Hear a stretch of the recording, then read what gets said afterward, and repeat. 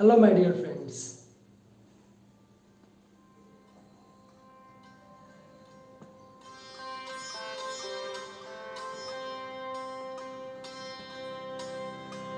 మనం ఈరోజు జవహర్లాల్ అంటే children's day special, November 14 children's day special కాబట్టి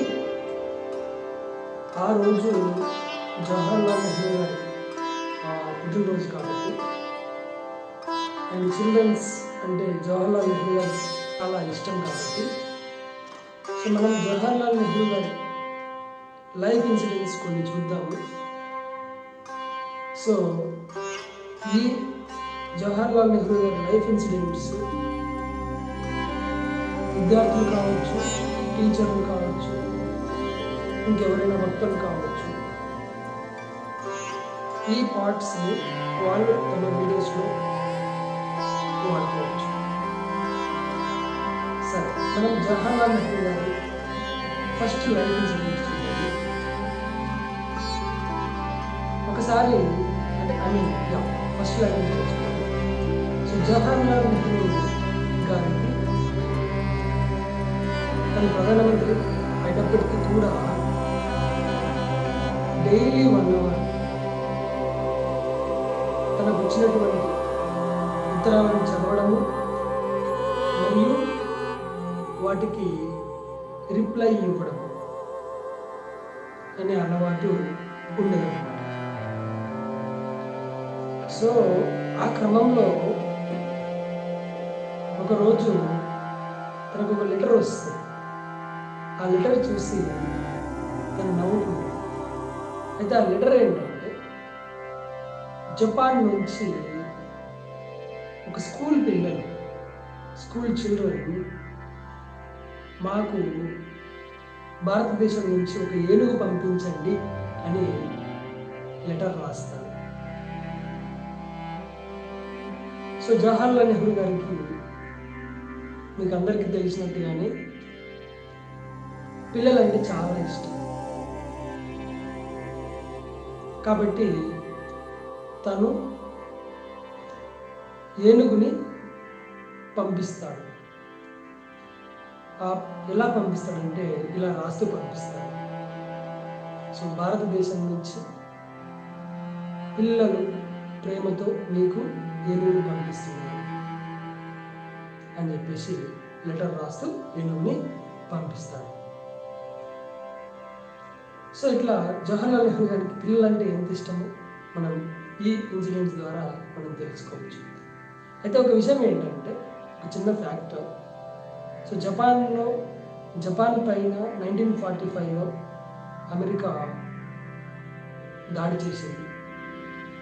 హిరోషిమా, నాగసాకి వాటి మీద దాడి చేసింది కదా. సో ఆ క్రమంలో అక్కడ జపాన్లో ఉన్నటువంటి యోనో నేషనల్ పార్క్లో ఉన్నటువంటి రెండే ఏనుగులు ఉంటాయి అన్నమాట. ఆ 2 కూడా చనిపోతాయి. సో అందు కారణంగా ఆ పిల్లలు సో ఏనుగు కావాలి అని చెప్పేసి అడుగుతారు అన్నమాట. ఆ తర్వాత మనం ఇంకొక లైఫ్ ఇన్సిడెంట్ చూసుకుంటే, సో తాను ప్రధానమంత్రిగా ఉన్నప్పుడు జనరల్గా ఎవరైనా సరే ఒక గొప్ప పొజిషన్లో ఉన్నప్పుడు సో చాలామంది తమ దగ్గరికి ప్రాబ్లమ్స్తో వస్తూ ఉంటారు, పరిష్కారాలతో తిరిగి వెళ్తూ ఉంటారు. సో అట్లా ఈయన లైఫ్లో కూడా అలాంటిదే. చాలామంది తమ ఇంటికి వస్తూ ఉంటారు, వచ్చి తమ ప్రాబ్లమ్స్ చెప్పి పరిష్కారాలు తీసుకెళ్తూ ఉంటారు. అట్లా డైలీ వస్తూ ఉంటారు. అయితే ఒకరోజు అలా చాలామంది వచ్చినప్పుడు తన కన్ను బయట ఉన్నటువంటి పిల్లల మీద పడుతుంది. వెళ్ళి ఇక్కడ వీళ్ళందరిని వదిలేసి అక్కడికి వెళ్ళి ఆ పిల్లల్ని అడుగుతాడు, చెప్పండి పిల్లలు, మీకు స్కూల్లో ఏమైనా ప్రాబ్లమ్స్ ఉన్నాయా అని చెప్పేసి అడుగుతాడు. అప్పుడు ఆ పిల్లలు చెప్తారు, అంతా okay, everything is fine, but ఒకటి మనకు ఢిల్లీలో వర్షాలు చాలా విపరీతంగా పడతాయి వర్షాకాలంలో. అండ్ దానివల్ల మా బ్యాగులు, పుస్తకాలన్నీ తడిచిపోతున్నాయని చెప్పేసి చెప్తారు. అప్పుడు వెంటనే నెక్స్ట్ డే జవహర్లాల్ నెహ్రూ ఆ స్కూల్ పిల్లలకి బ్యాగ్, అంటే అసలు వర్షం వచ్చిన పుస్తకాలు తడనటువంటి బ్యాగు, అదేవిధంగా ఆ పిల్లలకి రెయిన్ కోట్స్ కూడా పంపించడం జరుగుతుందన్నమాట. సో ఇట్లా జవహర్లాల్ నెహ్రూ గారికి చిల్లరంటే ఎంత ఇష్టమో మనం తెలుసుకోవచ్చు, గమనించవచ్చు. అండ్ ఇంకొక ఇన్సిడెంట్ కనుక మనం చూసినట్టయితే, జవహర్లాల్ నెహ్రూ చిన్నప్పుడు ఎలా ఉండేవారు అండ్ ఎట్లాంటి లగ్జరీస్ని ఎంజాయ్ చేశారు చూస్తే, సో జవహర్లాల్ నెహ్రూ చిన్నప్పుడు మనకందరికి తెలిసింది, తను ధనిక కుటుంబంలో జన్మించాడు. సో ధనిక కుటుంబంలో జన్మించాడు కాబట్టి అతన్ని ఒక పెద్ద స్కూల్లో వేస్తారు. ఢిల్లీలో ఒక పెద్ద స్కూల్లో జాయిన్ చేస్తారు. ఢిల్లీలో పెద్ద స్కూల్లో జాయిన్ చేస్తే ఆ స్కూల్కి యాక్చువల్గా 4 గేట్లు ఉంటాయి అన్నమాట. ఎంట్రీకి, ఎగ్జిట్కి మొత్తం 4 గేట్లు ఉంటాయి. అంటే ఇటు సైడ్ నుంచి అయినా రాయొచ్చు, ఇటు సైడ్ నుంచి అయినా వెళ్ళొచ్చు అనమాట.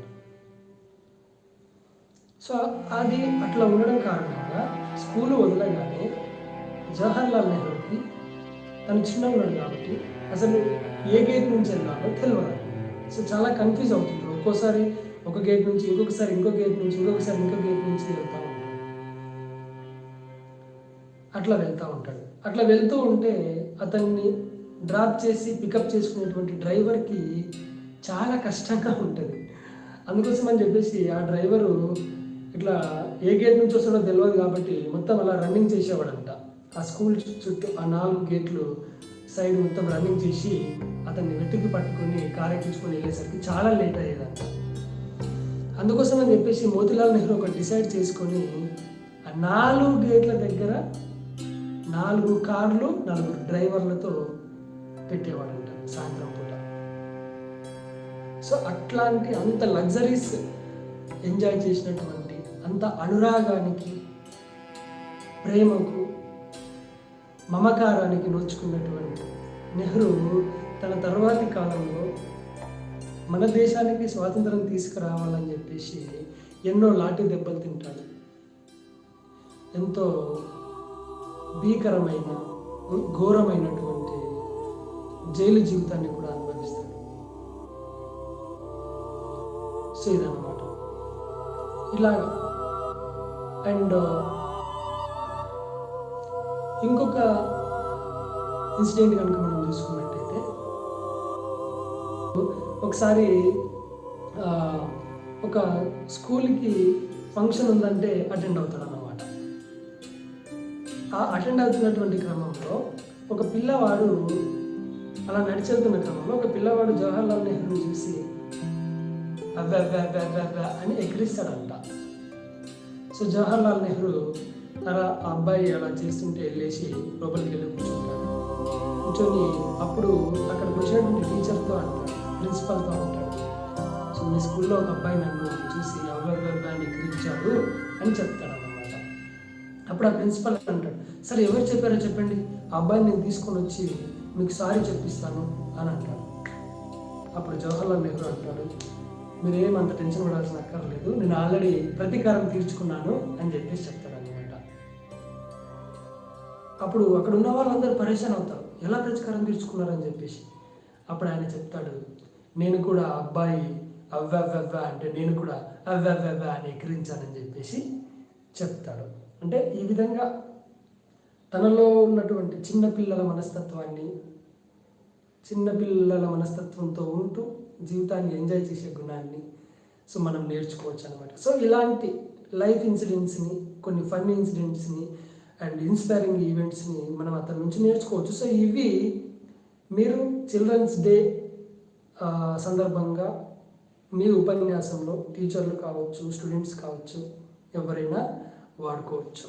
So this is it my friends. And మనం మళ్ళీ మరొక వీడియోతో కలుద్దాం. అంతవరకు సెలవు. Thank you.